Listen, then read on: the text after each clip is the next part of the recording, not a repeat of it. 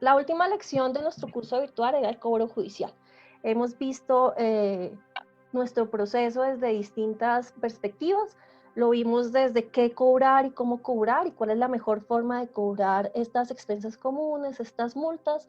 Hablamos sobre las responsabilidades y los distintos actores, tocamos el tema de la solidaridad en el pago de las expensas comunes. Hablamos sobre el debido proceso y la responsabilidad en el cobro prejurídico del administrador y qué alternativas podría utilizar antes de llegar a este último paso, que reitero, la filosofía es que sea la última instancia porque el cobro judicial tiende a lesionar el tejido social de su comunidad y genera situaciones problemáticas. Dicho esto, vamos a ver de qué se trata nuestro cobro judicial. Lo primero que tenemos que tener claro es que es un proceso ejecutivo que tiene unas características propias que se encuentran enmarcadas dentro del Código General del Proceso, que tiene unas características propias y que se debe tramitar ante un juez civil, que determinaremos si es un juez civil municipal o de circuito, dependiendo de la cuantía de la deuda, y que además tenemos que tener claro que es un proceso durante el cual buscamos ejecutar o cobrar una suma, en este caso, una suma de dinero o el cumplimiento de una obligación que se encuentra respaldado por un título ejecutivo y que para nuestra legislación propia encaminada a la ley 675 se encuentra inmerso dentro de nuestro artículo 48. Este proceso ejecutivo tiene, en virtud del artículo 48, la obligación de presentar unos anexos. Esa demanda debe acompañarse de esto que les voy a comentar y además debe cumplir con todos los requisitos procedimentales establecidos en el Código General del Proceso, y allí en ese Código General tenemos establecidos los procesos, los tiempos y el trámite que debe surtirse para que se haga un cobro ejecutivo dentro de los llenos requisitos no solo legales, sino que además sea exitoso. Lo primero que tenemos que decir al respecto es que debemos adjuntar un poder debidamente otorgado a un abogado. Recuerden que ustedes tienen la tarea no solo de verificar que pues tenga la acreditación como abogado a través de su tarjeta profesional, sino que además no tenga sanciones. Eso lo pueden constatar en la página del Consejo Superior de la Judicatura. Lo segundo que tenemos que ver son los certificados, y aquí son 3 tipos de certificados distintos. El primero, el de existencia y representación, tanto de la copropiedad, donde los designa ustedes como administradores o representantes legales, que son quienes tienen la capacidad de suscribir el poder con el abogado. Y si el deudor es una persona jurídica, también tendrán que anexar ese certificado de existencia y representación para saber quién tiene la capacidad de representar esa personita jurídica. Tengan en cuenta que este certificado, pues para que tenga y sea admitida la demanda, debe tener una fecha de expedición inferior a 30 días. Debe usted también adjuntar el certificado de intereses de mora, recordemos que es emitido por la superfinanciera, o el fragmento del reglamento en el cual se estipule un interés menor. Recordemos entonces que en tema de intereses de mora solo podremos estipular vía reglamento o decisión de asamblea intereses inferiores, nunca superiores a el establecido por la ley 675, que es 1,5 vez el interés bancario corriente. Y finalmente, este es el documento que a ustedes les debe generar como mucho más responsabilidad, y es el certificado de la deuda. El certificado de la deuda es expedido por el representante legal de la copropiedad, es decir, su administrador, y tiene unos elementos propios y unas condiciones que usted debe respetar en aras de minimizar cualquier tipo de problemática que se le pueda generar a posterior. El título ejecutivo o el certificado de la deuda para la propiedad horizontal y en virtud del artículo 48 de la ley 675 tiene unas características que debe ser expedido por el administrador de la copropiedad. Recuerde que es usted el responsable de su contenido y debe incluir las multas, las expensas ordinarias y extraordinarias y los intereses de mora. Estos son los elementos que usted puede cobrar a través del certificado de deuda. dentro de los parámetros contenidos en el artículo 48 de la Ley 675. Por favor, recuerde revisar la información que incluye en el certificado de la deuda. Cualquier hecho no cierto puede ser considerado fraude procesal o falsedad ideológica en el documento privado. Es una recomendación para los administradores que nos están escuchando. Sea muy juicioso en cómo va a construir ese título o esa certificación que se constituye como título ejecutivo, porque tanto la falsedad ideológica como el fraude procesal ya generó una sentencia en contra de un administrador al que le dieron pena privativa de la libertad por 6 años y una multa por un valor de 200 salarios mínimos legales mensuales vigentes, porque expidió un certificado de deuda que no se ajustaba a la realidad. Esa condena fue realizada en el 2017 y ustedes la pueden estudiar como para que tengan sus buenos oficios en la sentencia de la Corte Constitucional, que hizo una revisión por debido proceso, que es una sentencia de unificación 004 del 2018. Recuerden ser muy juiciosos en la información que ustedes incluyen dentro de ese certificado de la deuda. ¿Cómo debo emitir un certificado? Entonces, el único facultado claramente es el administrador. Recuerde que usted tiene que verificar estos elementos: la existencia de la deuda, verifique si tiene saldos por identificar, notifique a los propietarios con antelación con el propósito que adjunte los posibles pagos no conciliados, realice ese documento, envíelo a todos los propietarios o a los que tienen las deudas que usted considera podrían ser pagadas a través de esas consignaciones por no identificar esos pagos que no se han identificado, y recuerde siempre guardar eso en su gestión documental, que usted pruebe que le avisó a la comunidad de la existencia de esos pagos, pero que nadie se acreditó los mismos o que ese deudor no se acreditó haber pagado esa situación. Recuerde que el cobro de las multas debe estar soportado por acta que imponga la sanción, que usted como administrador no tiene la potestad de imponer sanciones, que debe haber un debido proceso y que para poder cobrar esa multa usted debió haber permitido que quedara afincada y firme la ley, dándole el plazo establecido por la Ley 675, que es un mes contenido para poder impugnar. Los cobros de cuotas extraordinarias, por favor recuerde que deben encontrarse dentro del acta de asamblea. Recuerde además que el único órgano de administración que tiene la facultad de imponer cargas pecuniarias llamadas cuotas ordinarias o extraordinarias es la Asamblea General de Propietarios, no es una potestad ni del Consejo ni del administrador, y por ende, si usted va a cobrar este tipo de expensas comunes, deberá contar con el acta que soporte esa cuota extraordinaria. Y finalmente, por favor, obre de buena fe.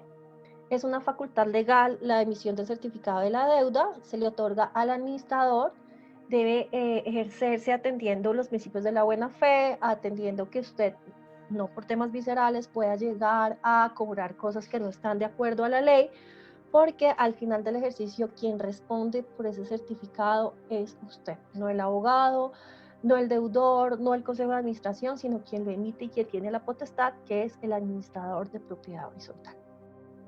Por eso es importante, además, que usted tenga en cuenta que se requiere sin duda alguna que usted tenga clara la contabilidad de la copropiedad, porque en virtud del artículo 51, quien tiene la obligación y el deber de custodia de los elementos contables de la propiedad horizontal es el administrador de propiedad horizontal. Quisiera contarles además que existen 3 situaciones especiales y habrán muchas más, pero estas son las que más generan dudas, y aunque no están en nuestro material de estudio, sí es bueno que ustedes la tengan dentro de la comunidad y dentro de su cabecita, y que sepa cómo funcionan, y que si en algún momento le llega a surgir alguna duda al respecto a algún propietario, sepa cómo dar las respuestas pertinentes. La primera es la extinción de dominio, que nos la preguntaron en la clase anterior. Es importante tener en cuenta que es un proceso en el cual, por una investigación delictiva, se le retira un bien inmueble, para este caso de propiedad horizontal, a alguien durante la investigación, y que está pues a manos del Estado. Tenga en cuenta que tienen una reglamentación especial. Si los bienes inmuebles son improductivos, es decir, no están rentando, están desocupados, las obligaciones que se causen sobre esos bienes con extinción de dominio o sobre bienes con medidas cautelares derivadas de este proceso de extinción, tales como expensas comunes, servicios públicos y demás, y que son improductivos, se suspende su exigibilidad y no se causan intereses de mora.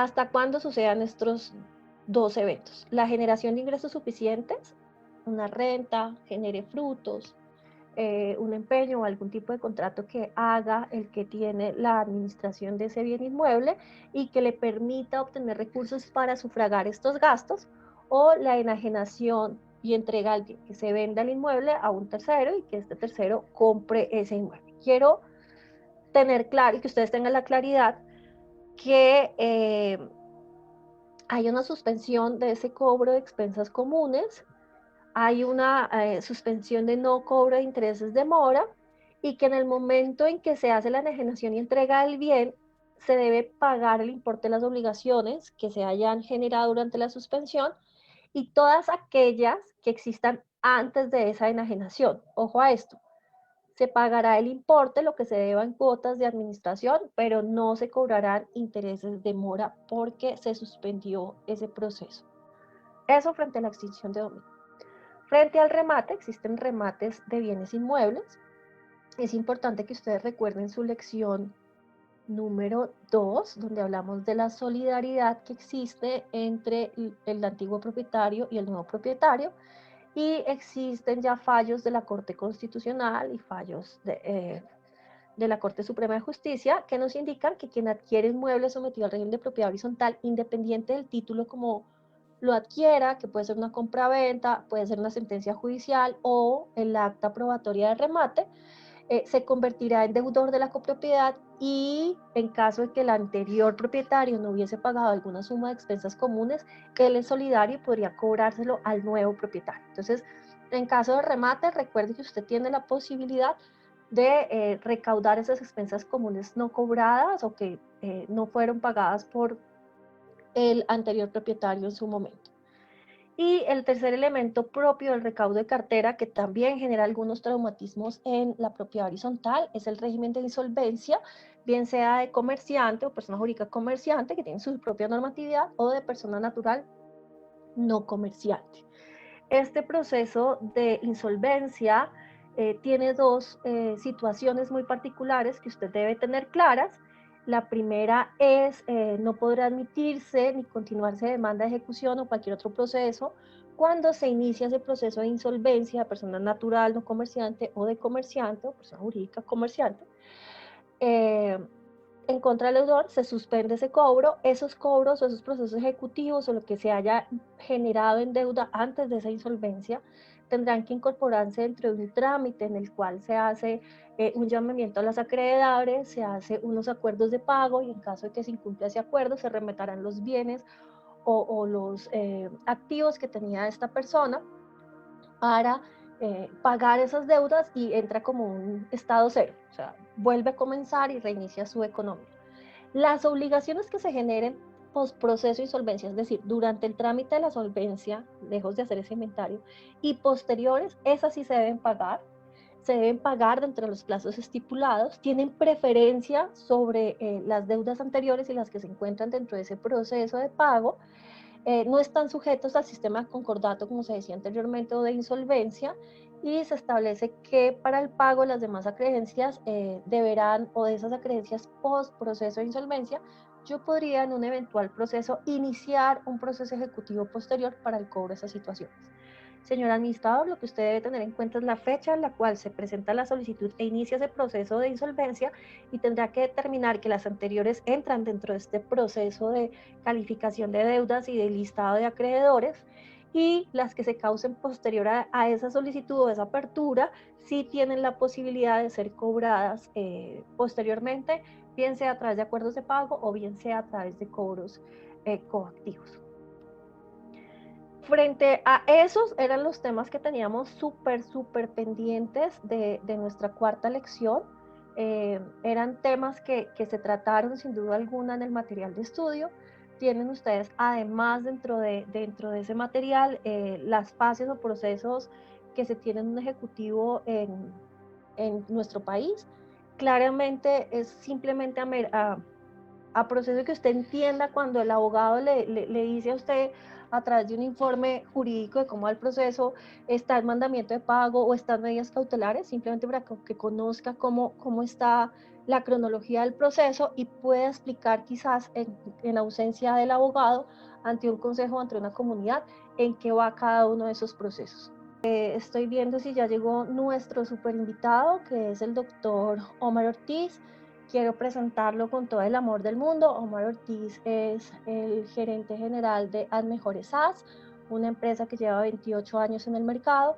Además, él es el presidente de la Agremiación Colombiana de Empresarios de la Propiedad Horizontal, una entidad que se encarga de agremiar empresas que se dedican a la administración de propiedad horizontal y que además en esta época de pandemia y de COVID-19 ha estado de la mano con las entidades públicas en aras de buscar cómo optimizar el proceso de administración en este momento y buscar soluciones para que sea mucho más fácil esta situación.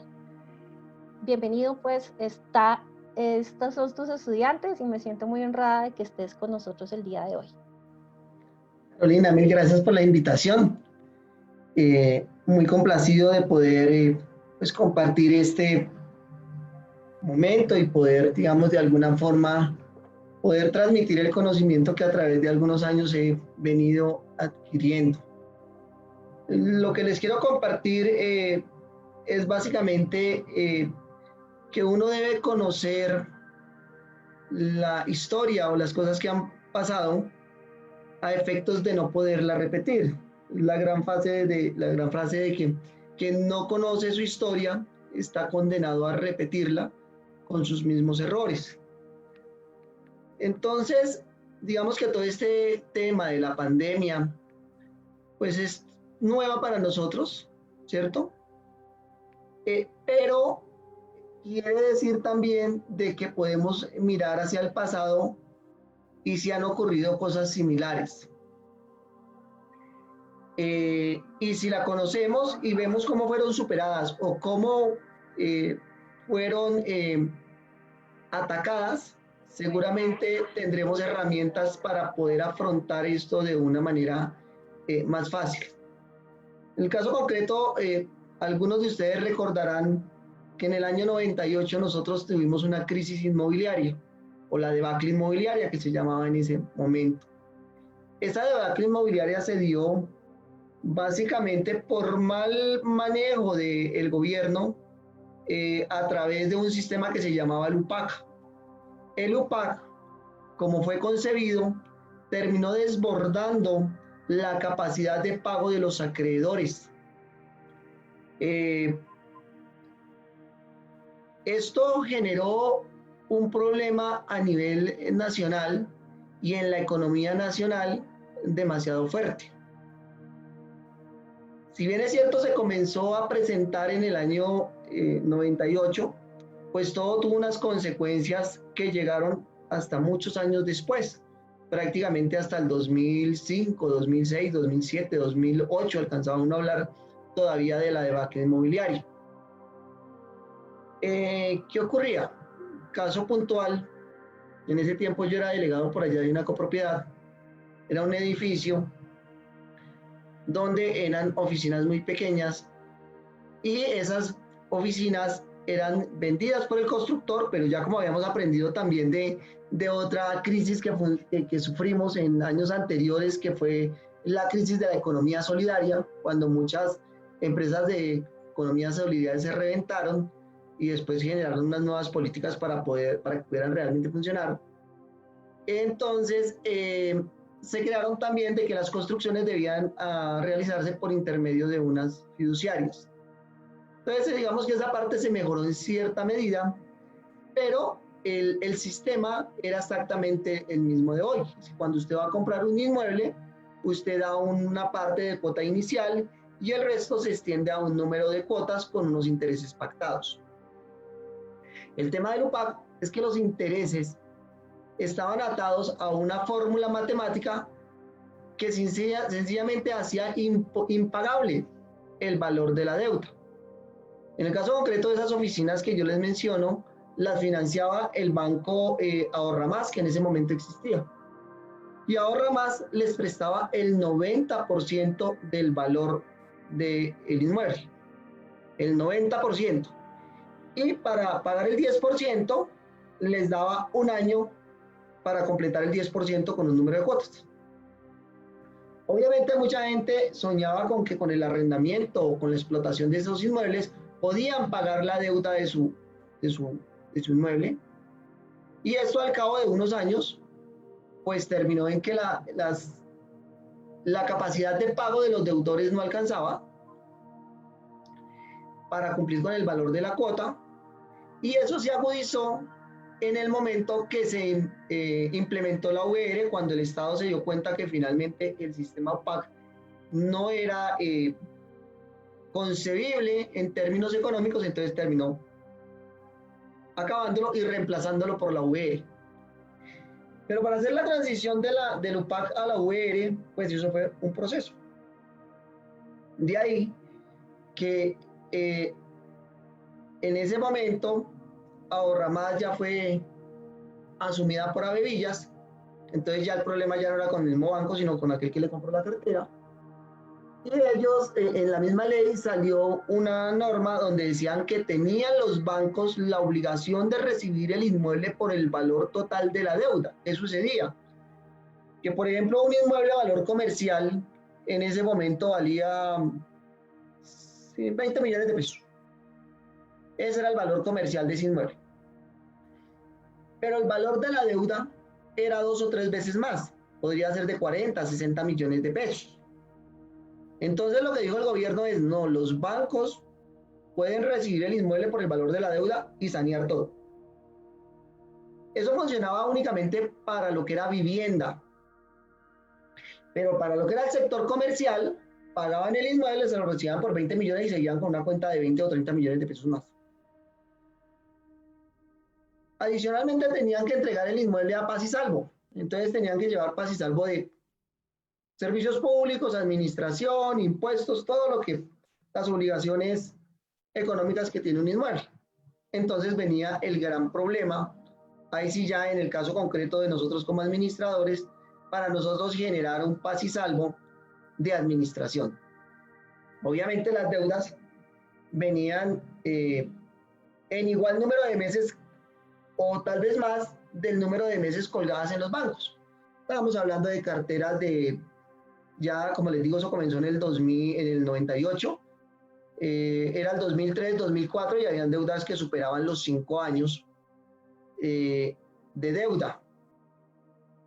Entonces, era una situación muy compleja, muy difícil, era a nivel nacional, no había nada más sino buscar medidas alternas para buscar sanear todos esos temas de cartera que afectaban obviamente directamente la propia horizontal.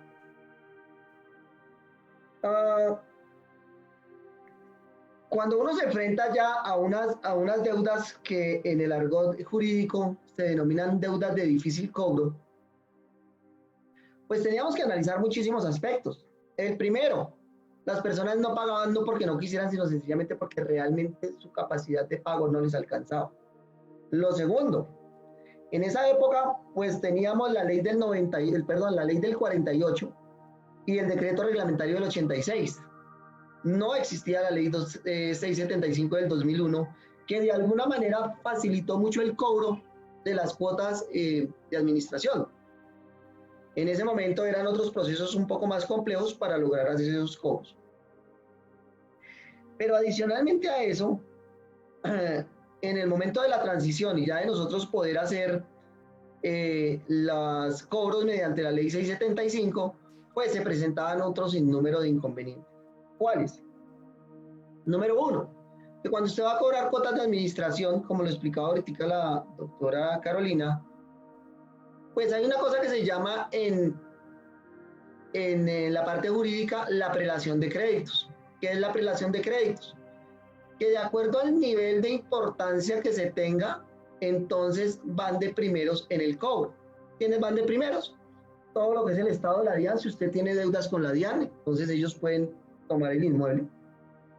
Y si queda algo del inmueble, le pagan a los siguientes. ¿Quiénes van de segundo? Todo lo que son deudas de empleados. Por ahí en tercer lugar están todos los que tienen alguna garantía real, que puede ser una hipoteca. Y de última, vamos nosotros con cuotas de administración que les llamamos los créditos quirografarios, porque es una garantía personal. Eso, digamos, dificultaba el tema del cobro en estos temas de cobro de administración. Entonces, lo que hicimos en ese momento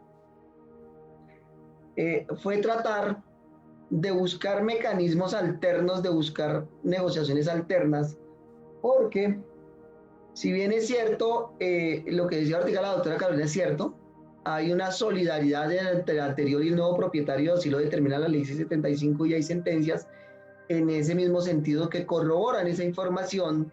Pues una cosa es lo que está escrito y otra cosa muy diferente cuando uno se enfrenta realmente al problema. ¿Qué sucede? Sucede que, por ejemplo, había un inmueble donde yo tenía un proceso jurídico haciendo cobro de cartera, e inclusive podía tener hasta una sentencia. Ejecutoriarla es un poco más complejo, llegaba hasta la sentencia. Entonces la sentencia lo que decía, sí, usted tiene que reconocer ese pago. Luego viene el remate del inmueble. En ese momento, pues las diferentes concepciones del juez era que el inmueble quedaba totalmente saneado y venía uno a pelear, a cobrarle al nuevo propietario. En ese orden de ideas, cuando uno iba a averiguar con los abogados, entonces le decían, sí, claro, usted puede cobrarle al nuevo. Entonces, claro, metamos el proceso. Pero ¿qué sucede? Cuando usted va a hacer un nuevo proceso, porque es que la sentencia anterior no me cubre este nuevo proceso, porque son personas diferentes. Entonces yo tengo que iniciar un nuevo proceso contra esa persona. Entonces viene lo delicado, porque viene a jugar el tema de la prescripción de cuotas. Las prescripciones de cuotas son a 5 años. Entonces, si la deuda era de más de 5 años, esos otros años ya no se los puedo cobrar a ese nuevo dueño. Y era la situación que se presentaba en ese momento y que dificultaba también el cobro. Entonces, había que tener en cuenta eso. Adicionalmente también a todo lo que ya mencionó la doctora Carolina, en el sentido de que hay muchos procesos adicionales, como son la ley de insolvencia, que ahorita pues fue también reglamentada por el Estado, donde permite también hasta las personas naturales entrar en esa ley de insolvencia. Anteriormente era únicamente para empresas o personas jurídicas. Cuando entran ellos en esos procesos, cualquier proceso ejecutivo queda paralizado y pierde la capacidad del pago del cobro de los intereses. Perdón. Entonces, todas esas son cosas que van dificultando el cobro. Adicionalmente a eso, el otro gran obstáculo que uno se viene a presentar, la prescripción de cuotas. Alguien me escribe aquí la prescripción de cuotas. La prescripción de cuotas quiere decir que cuando yo inicio un proceso, yo tengo derecho a cobrar únicamente los 5 años, los últimos 5 años de vigencia. Es decir, si estamos en el año 2020, yo puedo cobrar a partir del 2015. Todo lo que esté del 2015 para atrás, yo puedo meterlo en la demanda, pero muy seguramente la contraparte, cuando no son los mismos jueces, que también tengo un caso, le dicen, señor, esto ya prescribió, esto ya presenta una prescripción, por tal motivo usted ya no puede hacer cobro a estos dineros. ¿Por qué? Porque debió haberlos hecho en el momento que tenía el derecho de hacerlo. La prescripción quiere decir que yo perdí el derecho a cobrar esos dineros. Ahora bien, hay otros aspectos que vienen a jugar también cuando uno mete un proceso jurídico. ¿Cuál es? Que muchas veces nosotros como administradores tenemos unos ítems diferentes a cuotas de administración y hay cosas que uno desconoce, y lo digo por experiencia propia, en el momento de generar una cuota, por ejemplo, una cuota extraordinaria. ¿Qué me dice a mí la ley? La ley me dice que yo debo agotar el resto de recursos antes de pedir una cuota extraordinaria. Yo no lo sabía y yo venía del fondo de imprevistos, tenía una reserva, pero eso tenía una destinación específica y entonces decíamos, vamos a pintar el edificio, dejen esos dineros quietos ahí, pidan una nueva cuota extraordinaria para ese fin específico, y yo lo veía como algo normal. A través de la experiencia aprendí que la ley me dice, no, usted acabe primero con el resto de recursos y pida luego la cuota extraordinaria. ¿Qué quiere decir? Que si yo pedí la cuota extraordinaria bajo esos parámetros, eso jurídicamente es discutible por el deudor, en la medida que dice usted me está cobrando algo cuando usted tenía plata ya y fue un mal manejo que usted como administrador hizo. Entonces se me complica el cobro de esa cuota extraordinaria. ¿Qué otra cosa se me complica? El tema de las sanciones. Cuando yo cobro una sanción, pero no he seguido el debido proceso para el cobro de esa sanción. Entonces viene la contraparte, y hay Ortiga abogados muy especializados en esto, anteriormente no lo sabía, hoy en día todo el mundo habla de propiedad horizontal, entonces hay abogados que a mí dicen, no, pruébeme de que verdad la sanción fue impuesta dentro de los términos y siguiendo el debido proceso. Y muchas veces cuando no tenemos esa vaina con la trazabilidad que corresponde, entonces los jueces, como también desconocen todo eso, lo que hacen es descartarle a uno esos cobros de plano. Cuotas extraordinarias, sanciones, el tema de intereses. El tema de intereses, la ley me dice que yo puedo cobrar hasta 1,5 veces el interés corriente. Como venía yo manejándolo hace muchos años, nosotros para no ponernos a liquidar mes a mes, porque eso quita más tiempo en el momento de procesar la contabilidad, entonces decíamos, no, cobre el 2% por el valor de la cuota por el número de meses. Y ese 2% nunca superaba el interés de usura. Pero resulta que los años anteriores, los intereses sí estuvieron por debajo de ese 24% anual. Entonces, cuando yo hacía la liquidación, venía a presentarse el problema de usted está cobrando unos intereses que no le corresponden y comienzan a uno a desbaratarle su cobro. Bien, eso únicamente para tener en cuenta de por qué llegar a una negociación. Son muchos más los aspectos y seguramente cada caso puntual de cobro es especial y eso depende de cómo uno arme su demanda y también cómo la contraparte lo coloque. Por ejemplo, yo he tenido casos donde en procesos ejecutivos le piden a uno hasta exhibición de libros y revisión de contabilidades. Y muchas veces las contabilidades tampoco están al día y eso también es una salida olímpica para los deudores. Entonces digamos que uno debe tener todo muy bien sustentado en el momento del cobro, pero si hay errores en esas formas de facturación, en los estados de cuenta, en las contabilidades que se presentan mucho en la propiedad horizontal, yo he recibido edificios donde va uno a mirar y dicen, no, es que aquí nunca hemos llevado contabilidad. Y si no ha llevado contabilidad, ¿cómo sabe que ese apartamento le debe? Ah, no, es que debe, ¿por qué debe? No, es que y no tiene una contabilidad para demostrarlo. Entonces, claro, afortunadamente la ley 675 nos favorece en la medida que prácticamente nuestro título ejecutivo es la certificación firmada por mí. Pero tengan cuidado por lo que decía la doctora Diana Carolina. Usted como administrador, cuando firma ese certificado de deuda, ¿sí? Usted está asumiendo que esa certificación es totalmente veraz, totalmente cierta, que tiene como probar de que es. Si usted no logra probar eso, eso se le vuelve un problema legal también para usted como administrador. Bueno, pero ese no es mi tema no es jurídico, para eso está la doctora Diana, sino yo les cuento desde la experiencia que yo tengo. Y mi tema es básicamente, ¿por qué llegar a una conciliación? ¿O por qué transar en una conciliación? Entonces, lo primero que deben de tener en cuenta es, vuelvo y les repito, la debacle inmobiliaria que ocurrió en el 98 es muy similar a lo que nos está pasando hoy. Comparado en términos económicos, cuando se pierde la capacidad de adquisición, cuando se pierde la capacidad de pago, cuando hay cesación de pagos, no de tipo voluntario, sino de tipo involuntario, quiere decir eso que realmente las personas no tienen la capacidad para hacer el pago. Pues obviamente la vía jurídica hay que seguirla, hay que meter el proceso, hay que afrontarlo, hay que buscar los mecanismos de cobro, pero adicionalmente a todo eso, inclusive cuando uno está ya ante el juez, cuando uno ya llega a la primera audiencia, los jueces hoy en día siempre optan por la salida conciliada. Los últimos procesos que yo he cerrado, y que son varios, siempre los jueces me han presionado a conciliar y me exhiben todo esto que yo les digo. Pero usted cobró bien la cuota extraordinaria, pero esos intereses cómo son, inclusive se ponen ellos mismos en el trabajo de hacer liquidación de créditos. Es una cosa que ya vienen los jueces con la mentalidad de que para ellos es mejor una conciliación que no una sentencia. Y también los entiendo de que en la medida que no tienen el pleno conocimiento de este tema de la propiedad horizontal, pues es mejor que las partes acuerden y cerrar el proceso y no tener ellos que fallar. ¿Sí?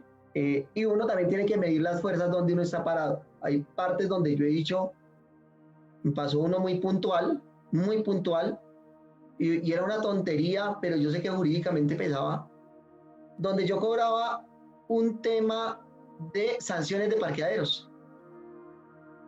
Y no cobraba como cuota de parqueadero porque claramente sé que eso tiene unas implicaciones de tipo tributario. Entonces no sanciona, usted tiene unas horas diarias y de ahí para arriba se le cobra una sanción. Lo que pasa es que la ley me dice que yo no puedo superar 10, no puedo superar 10 expensas comunes y eso sobrepasaba ese valor. Y en algunas actas yo tenía cuotas de parqueadero y en otro lado tenía sanción de parqueaderos. Cuando la juez llegó y vio todo eso, tratamos de hacer la cuenta y comenzó a persuadirme que si eran sanciones, que si era yo miércoles. Y si le digo que son sanciones, me dice está volando las 10 expensas. Y si le digo que son cuotas de parqueaderos, me voy a meter en un lío de tipo tributario. ¿Sí? Y que a dónde estaban las actas, sí, yo llevaba las actas donde fui aprobado. Pero entonces también dije, si son sanciones, entonces me van a decir dónde está el debido proceso por cada día que le cobré al señor con un carro que dejaron botado y un poco de meses. Entonces me sentí como, dije yo aquí no caso esta pelea, me terminé conciliando y me tocó condonar más del 60% de los intereses. Porque sabía que tenía unas debilidades en ese proceso. Hay otro caso que, por ejemplo, tenía yo un proceso para que no se me... bueno, que es otro tema también legal, que yo creo que la doctora Diana Carolina también les explicó, pero que también lo he vivido, que es, yo como sé el tema de la prescripción de cuotas, yo meto el proceso. Cuando yo veo que se me están venciendo esos 5 años, porque hay procesos que duran muchísimos años, yo meto otro proceso. Porque estos procesos tienen dos formas de fallar a los dos jueces, y eso también depende de ellos. Ellos muchas veces dicen, usted demandó las cuotas de estos meses y entonces yo le fallo sobre eso, usted hizo el cobro.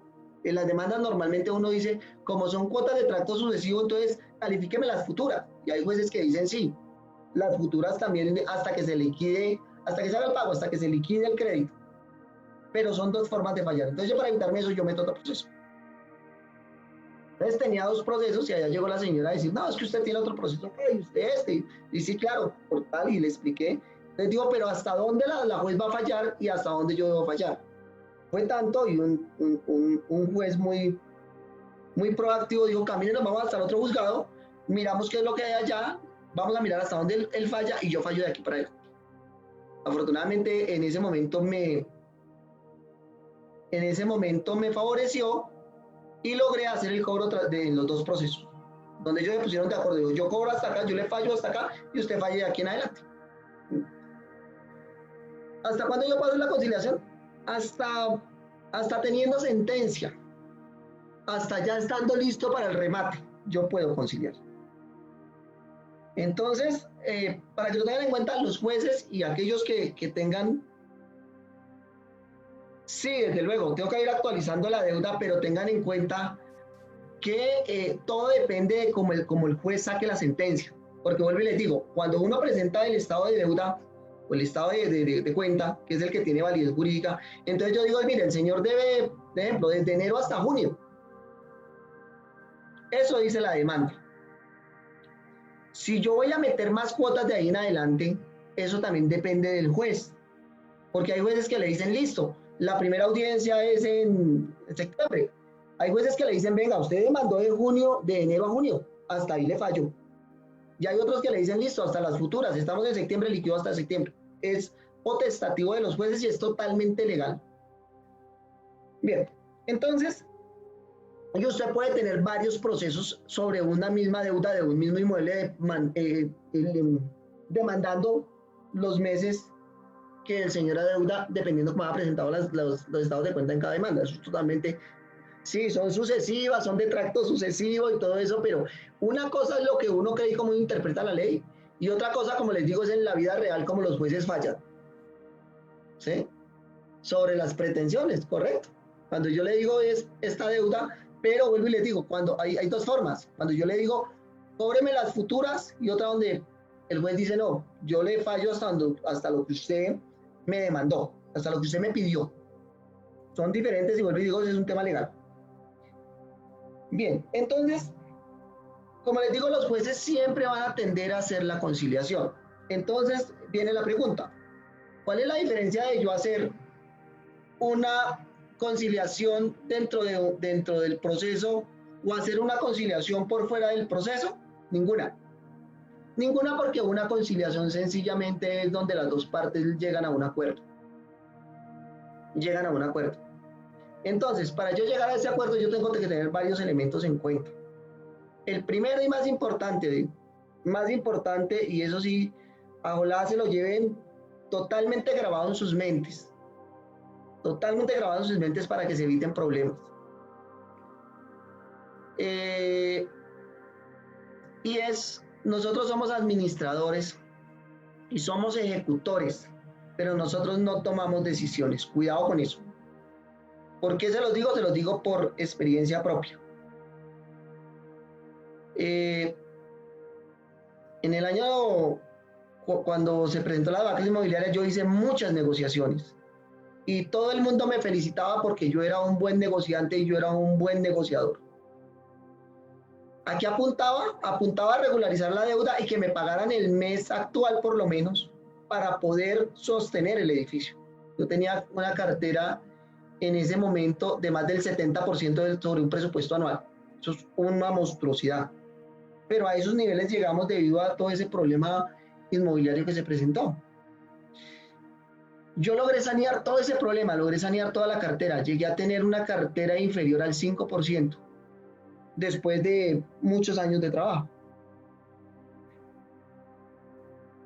Entonces, en cada negociación tuve que negociar con bancos, porque ya también los bancos se desesperaron y aunque la ley les permitía hacer el cobro adicional de la deuda, terminaban en negociaciones donde decían, no, venga, entrégueme esa oficina por el valor total de la deuda y yo pago la administración y yo pago los impuestos y yo la pongo el día. Yo como banco, los bancos terminaron siendo inmobiliarios y crearon sus inmobiliarias porque fueron muchísimos los inmuebles que recibieron. Entonces venía la parte de la negociación con nosotros. Y vuelvo y repito, a mí me felicitaban porque en el caso concreto yo era el que hacía ese tipo de negociaciones. Entonces tenía todos estos factores en cuenta. Si ya había prescripción, cómo iba el proceso, qué realmente estaba cobrando, cómo estaba de sólido el proceso para este lado, o si de pronto no se había iniciado el proceso, es que habían demasiadas cosas en juego. Entonces yo negociaba, pero como las personas olvidan tan rápido, después me acusaron de que yo había hecho unas conciliaciones sin autorización, y eso se fue a un proceso, y afortunadamente logré demostrar que yo no hice un solo proceso sin estar debidamente autorizado por la asamblea y por el consejo. Si yo no hubiese podido demostrar de que fui autorizado y que eso tenía las autorizaciones en cada acta de asamblea y en cada acta de consejo, pude haber terminado en un problema difícil, es decir, haber pasado de un héroe a villano en unos muy pocos años. Fueron negociaciones donde la asamblea a mí me permitió negociar únicamente por el valor del capital. ¿Qué era el valor del capital? El valor exclusivamente de las cuotas con descuento. No se cobraban los descuentos por pronto pago, se otorgaban para lograr llegar a una conciliación. Se condonaba el 100% de intereses, sanciones, cuotas extraordinarias, todo lo que llamamos nosotros cobros saneado, no se cobraba. Y ese valor de capital que terminaba siendo el 80% de lo que uno tenía, ya teníamos un descuento del 20% del valor de la cuota para poder mejorar el tema de recaudo. Obviamente se bajaba el valor que aparecía en contabilidad frente al pago, se bajaba considerablemente, muchas veces inferior al 50%. No solo con eso, en muchas oportunidades, por ejemplo, cuando negocié con una constructora, no sé si algunos la recuerdan, que se llamaba Constructora, una constructora muy grande que se quebró. Tenían algunas oficinas y para recibir para poderlas sanear y que ellos las transfirieran a los nuevos dueños, que algunos de ellos fue el mismo banco el que se las recibió. Me tocó recibir hasta muebles y equipos de computador y calculadoras y hacer un inventario y ponerle un valor a eso por el valor que se estaba recibiendo para poder sanear la deuda. Y lo importante que el banco, a partir de que él la tomaba, él sí me pagaba de manera mensual. Eso me facilitaba y me ayudaba a mí con el flujo de caja. Por eso se autorizaron y se hicieron. Pero hoy les digo, la memoria es frágil y al cabo de unos años dijeron, cuando fueron y hicieron una auditoría sobre la contabilidad, dijeron, venga, pero usted cómo así que aquí el valor de la el valor de la deuda era de 10 millones y usted negoció por 5. Entonces, claro, en el momento que recuperé los 5, me felicitaban.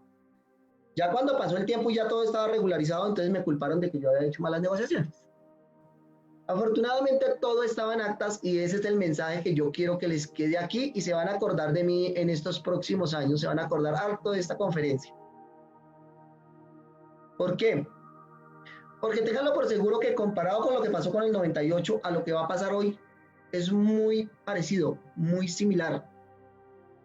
Este tema de la economía en Colombia, si bien es cierto, ahorita se está sintiendo, sí, eso es como una enfermedad, va avanzando. Y esto es un efecto que no lo vamos a recuperar ni en 1, ni en 2, ni en 3 años.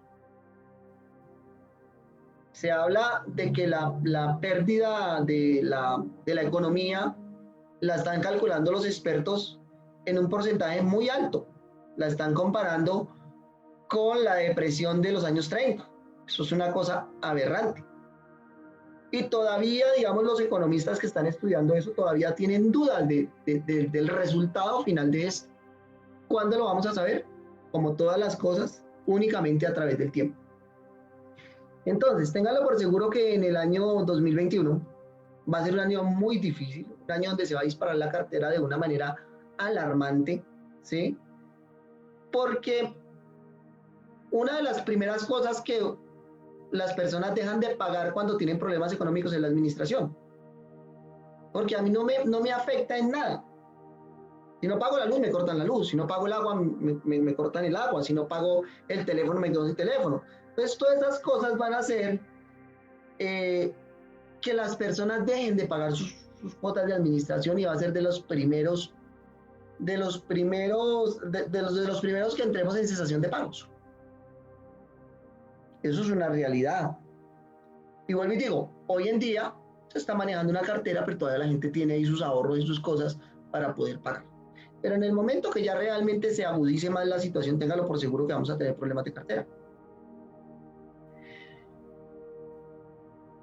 Y todo este problema de cartera y todo este problema de conflicto que hay por pagos, porque es que no es solo la administración, vuelvo y les digo, la gente se va a colgar en tarjetas de crédito, se va a colgar en sus créditos hipotecarios, se va a colgar en el pago de sus empleados, se va a colgar en todo, porque quieren, no, sencillamente porque no tienen el dinero. ¿Eso qué va a hacer? Y se van a acordar de mí. Esto va a colapsar, tras de que ya está colapsado, pero va a terminar de colapsar toda la parte legal. Si los jueces y los juzgados hoy se demoran en un proceso, imagínense cuando entren todos estos procesos represados que están, yo tengo hartos que debo comenzar. Tan pronto levanten el tema de la pandemia, pues toca ir a meter esos procesos por obligación. Pero así como me toca hacerlo a mí, téngalo por seguro que todas las empresas y todas las personas están en la misma línea. Ya no logré nada, entonces debo hacer el cobro de esos dineros. ¿Sí? Todo ese tema de arrendamientos, que si muchos llegaron a acuerdos, otros no. Absolutamente todo. Entonces toda la línea jurídica se va a colapsar. Y no hay plata para que el Estado también diga, voy a meterle plata a la parte legal para que funcione mejor, porque tampoco tenemos. El Estado se acaba de endeudar en 20 billones de dólares. Eso es una suma astronómica que, como siempre yo digo, ¿quién la va a pagar? Nosotros. Es un crédito que tiene que salir de los colombianos. Entonces, toda esta situación, al cabo de un par de años, 1 año, 2 años, 3 años, se va a agudizar mucho. Por eso la comparo con lo que pasó en la debacle inmobiliaria del 98. ¿qué debemos hacer nosotros? Como administradores, debemos de tratar de llegar a algún tipo de negociación. Partiendo, número uno, de que finalmente es mejor, ahí sí como dicen, un mal arreglo que un buen pleito, y lo más importante, lo que vamos a comenzar a vivir es que yo necesito pagar lo del mes. Y si no me entra la administración del mes, de los apartamentos o de las oficinas, de los inmuebles, pues no voy a tener cómo cumplirle a los proveedores. Entonces hay que hacer, ahí tiene uno que jugar con muchas cosas, y la primera es tratar de hacer el recaudo del mes, independientemente de lo que ya se dejó de pagar en los meses anteriores, por lo menos lo del mes. Si ya puedo hacer una negociación por la deuda anterior, es tratar de hacerla. ¿En qué términos? Pues bueno, cada caso es especial, pero yo creo que la línea para poder recaudar es poder recaudar las cuotas de administración, y de ahí para allá lo que yo alcance a recaudar ya es ganancia. Intereses, cuotas de administración, sanciones, inasistencias, todo ese coso tendremos que tenerlo como una alternativa, que ahí sí como dicen, será lo que se pueda salvar de eso, pero principalmente salvar las cuotas de administración. Acuérdense, no sé si Carolina les explicó, pero hoy en día también las copropiedades pueden entrar en esa ley de insolvencia. Yo digo que no se da, pues porque las características de que cada propietario debe velar por su inmueble, pero eso tiene tantas subidas como bajadas. Entonces, la habilidad de nosotros como administradores está obviamente en tratar de recaudar cartera.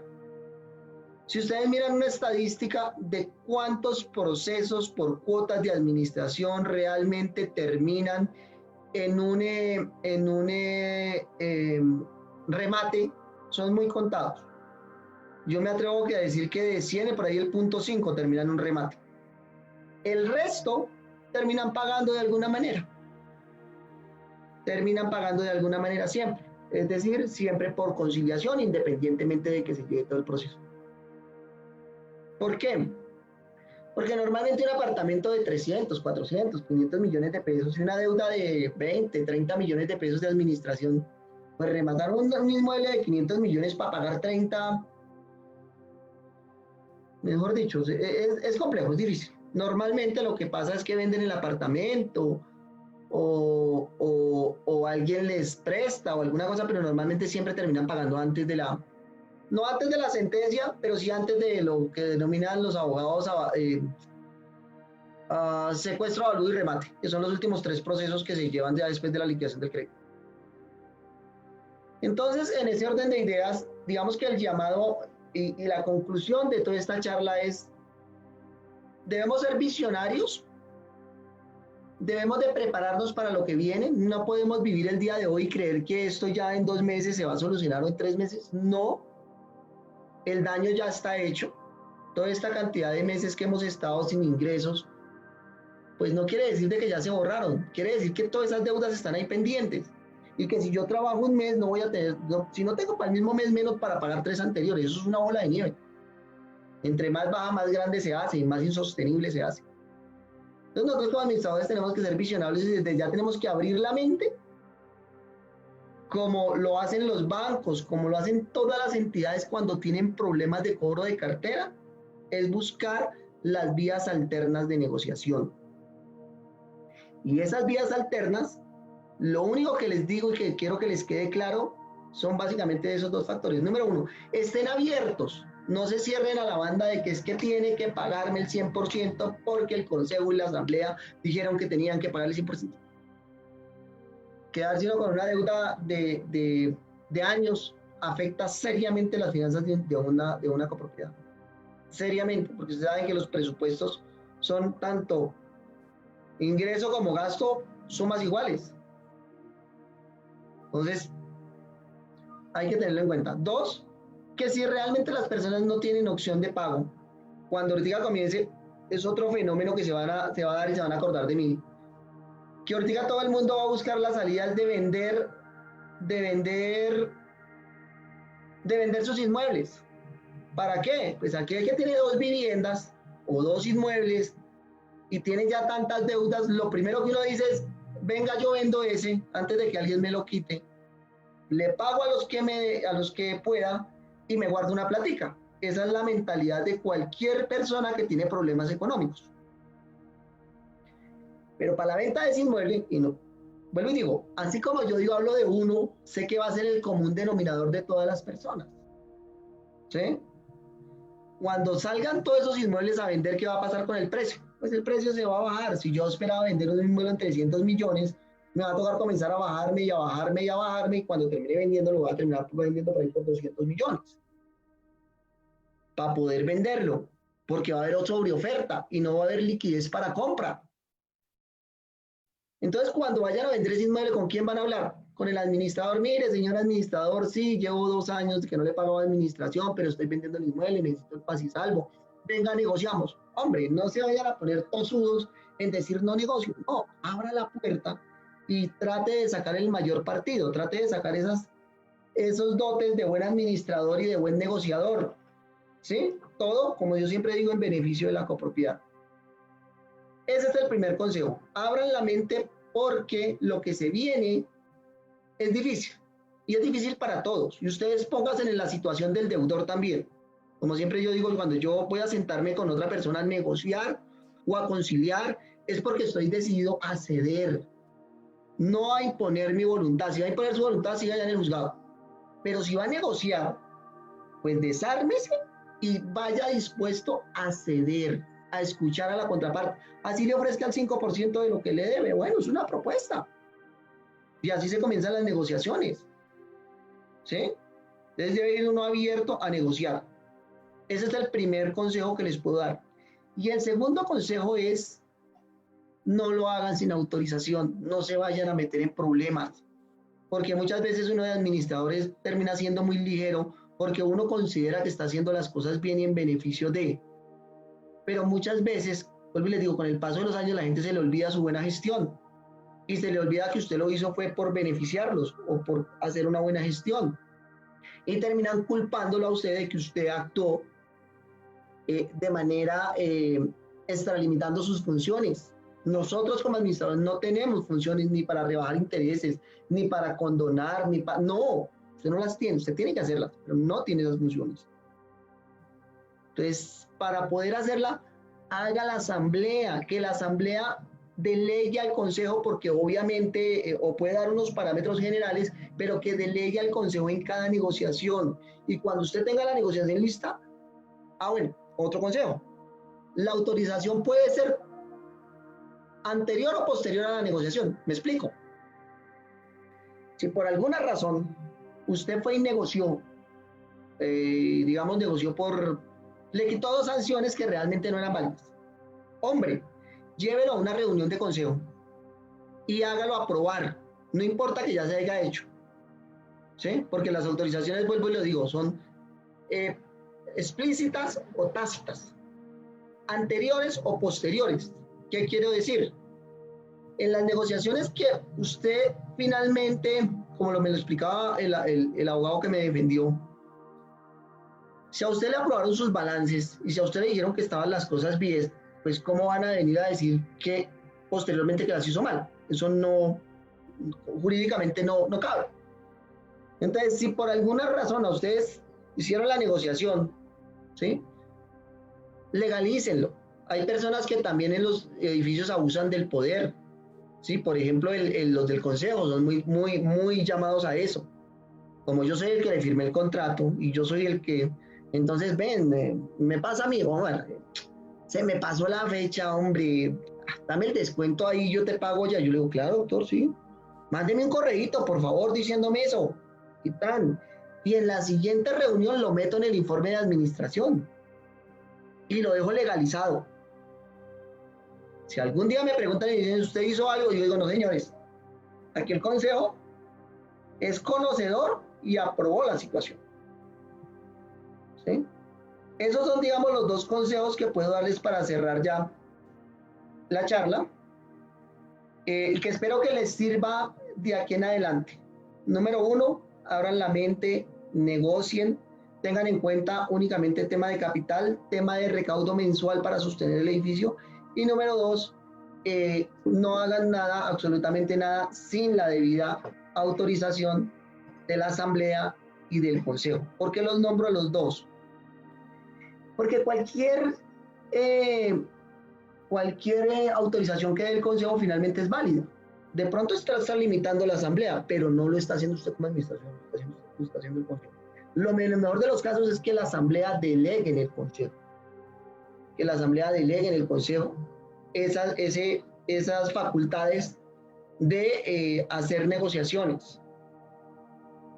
Y en ese orden de ideas, ustedes se van a evitar muchos dolores de cabeza, muchos inconvenientes, y finalmente es algo que vamos a tener que hacer. Eso que yo les estoy diciendo hoy, ténganlo por seguro que en un par de meses lo van a venir, van a decir, hombre, sí tenía razón, sí tenemos que entrar a negociar porque ya la situación se puso difícil y no hay otra alternativa, o la otra alternativa es esperar 2 o 3 años a que salga un proceso y vaya a ver quién tiene la resistencia en estos momentos de dificultades para decir subamos el valor de la cuota el 20 o el 30% mientras los 2 apartamentos o los 3 apartamentos que se colgaron se nivelan. Eso no va a pasar. Eso no va a pasar. Entonces, básicamente, eso era lo que quería transmitirles, lo que querías compartirles. Vuelvo y le digo, es a través de la experiencia, a través de cosas ciertas que me han pasado, y que cuando uno puede tener ese acceso a esa información de hechos ya sucedidos, puede aplicarlos de manera futura. Mil gracias a todos por escucharme, por compartir. Ahora sí, aquí la doctora Carolina podrá abrir el tema de la sesión de preguntas, creo que es lo que sigue. Gracias, doctor Omar, por regalarnos estos minuticos. A todos, pues súper felices que hacemos parte como de nuestro curso virtual. Reitero, ya es nuestra última lección.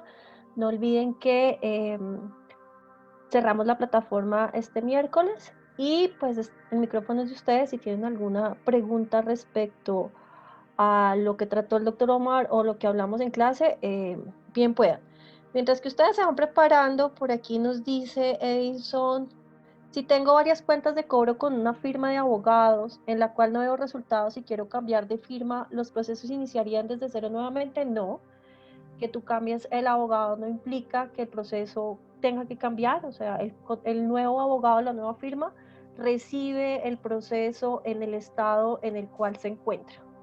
Y recuerden que es una falta para el abogado recibir un proceso sin contar con el pase y salvo emitido por el abogado que iba llevando el proceso. Entonces es importante tramitar ese pase y salvo antes de hacer el cambio de proceso. Dice aquí Juan, doctor Omar, considera también muy importante que cada vez que el propietario cancele las cuotas de administración se especifique qué cuota del mes y año está cancelando.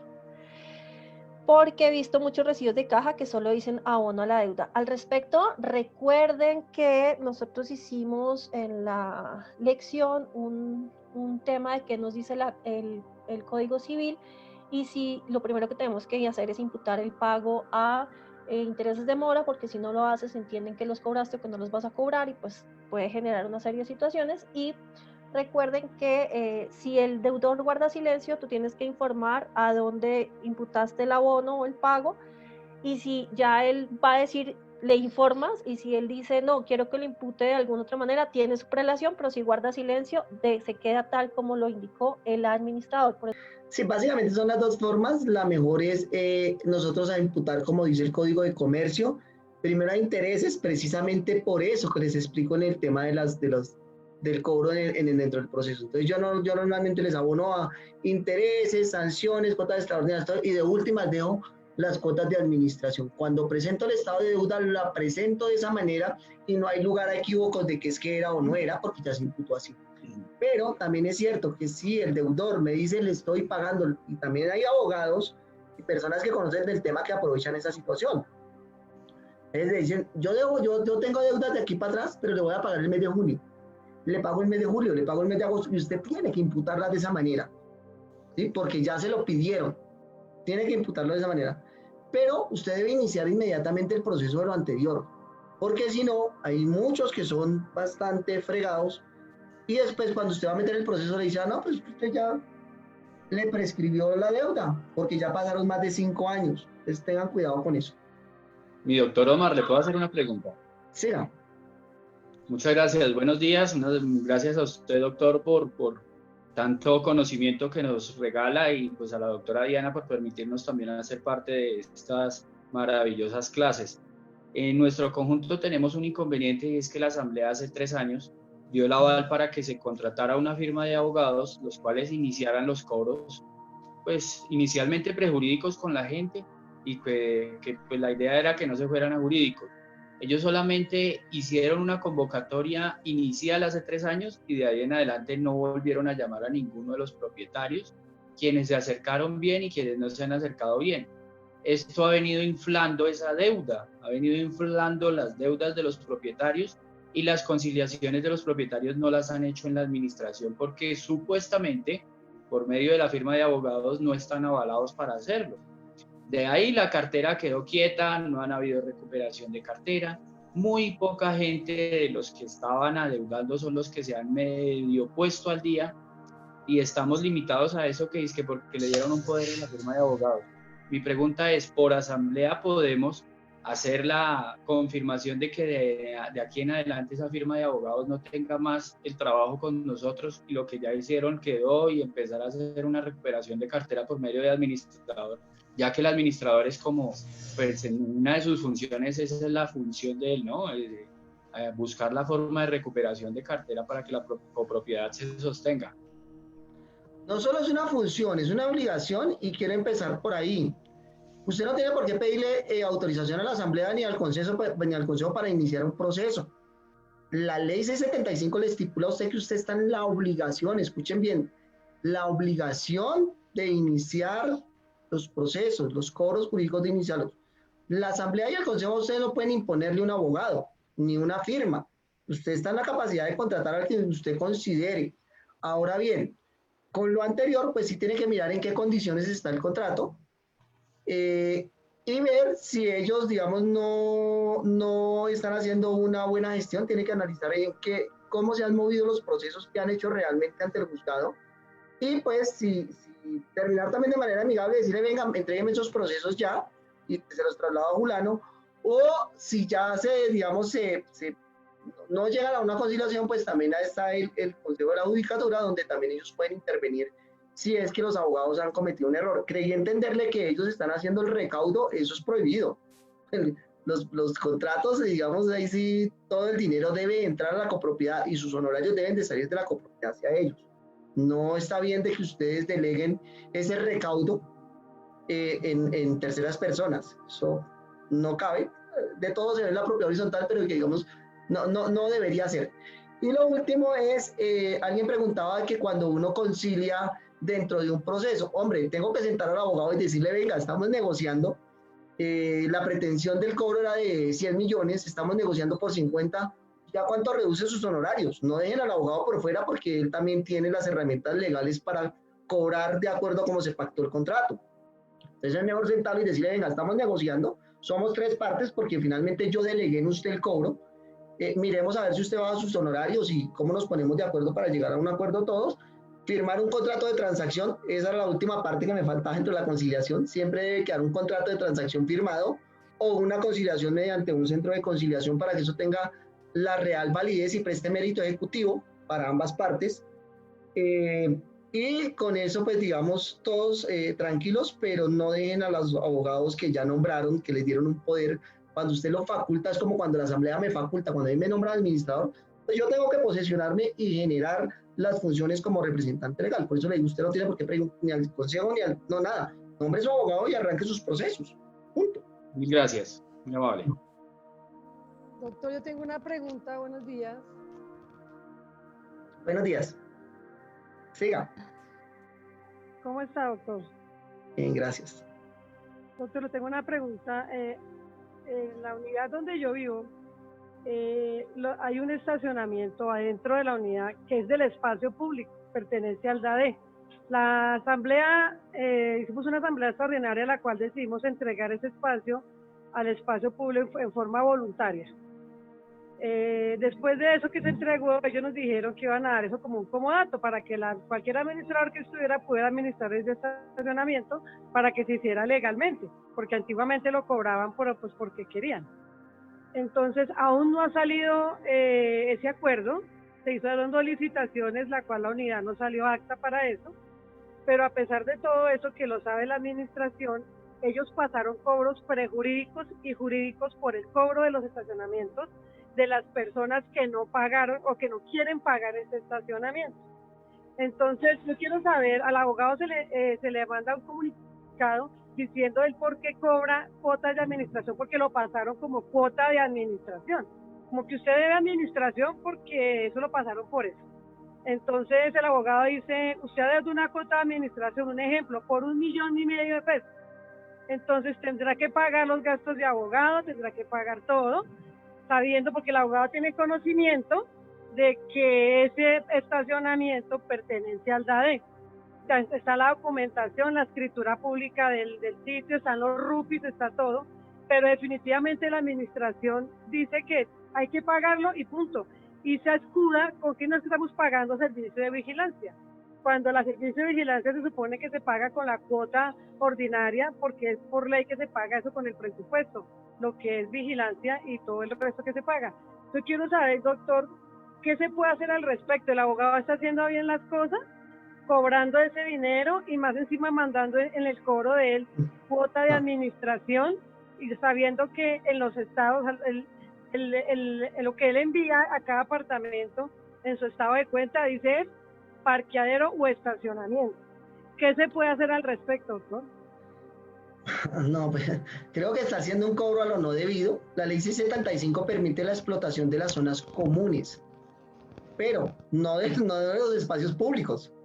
Entonces, en este caso, digamos que hay un grave error, y lo primero que si yo fuera el que estuviera en ese caso, yo espero la demanda y les meto en un problema al berraco, porque está haciendo un cobro de un inmueble que no tiene la facultad para hacer el cobro. Y aparte de eso, el administrador que está firmando ese cobro, pues también está incurriendo en una ilegalidad tenaz. Yo ni siquiera le diría nada en el prejurídico, sino esperaría. Carolina me mira como diciendo usted, pero es que es cierto, yo esperaría que me llegara la demanda y le meto un problema tanto al abogado como al administrador, porque claramente está en una infracción tenaz. O sea, ¿qué tal entonces yo salgo aquí a la calle y pongo conos y cobro y mando cuentas de conos? Totalmente absurdo eso. Sí, no sé si Carolina nos complementa, que la veo que se está riendo ahí.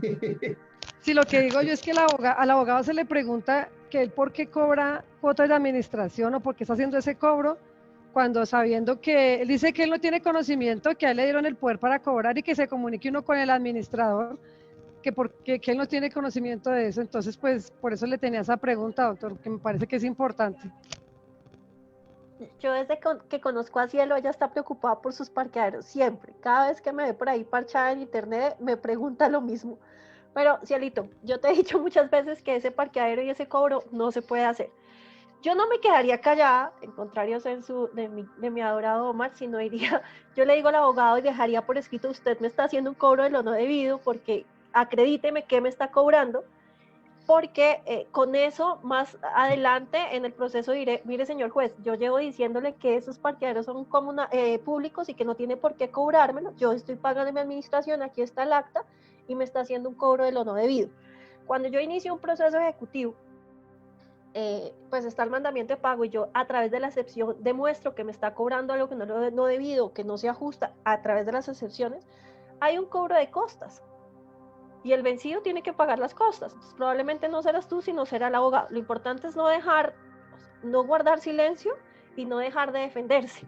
Entonces yo cartearía todo, a tanto a la administración como al abogado, y dejaría prueba de que les estoy informando que el cobro es no debido y que se me justifique por qué se me está cobrando. Si no lo hace, pues el silencio será de ellos, y si me llegasen a iniciar un proceso ejecutivo y además me llegasen a embargar o alguna situación complicada, ellos tendrán que asumir los daños y perjuicios que generen con ese comportamiento. Yo voy a decir algo, y es que a veces algunos abogados, lo que hacen es intentar cobrar y a través de amedrentar a la persona, recaudan esos dineros. Lo importante es no llegar a un acuerdo de pago, por ejemplo, de situaciones o cobros que no se justifican, y además tener claro que ustedes tienen el tiempo para pensar desde la cara del deudor qué me están cobrando y cómo le están cobrando, y justifíqueme qué es lo que me está haciendo valer ante un proceso ejecutivo o ante un cobro prejurídico, y sobre eso toman decisiones y con calma, ¿no? Porque ya después de que firmen un acuerdo de pago o acepten la deuda, nada que hacer. Ya usted se acordará de esta transacción. ¿Y usted dónde anda que va sin tapabocas, doña Cielo?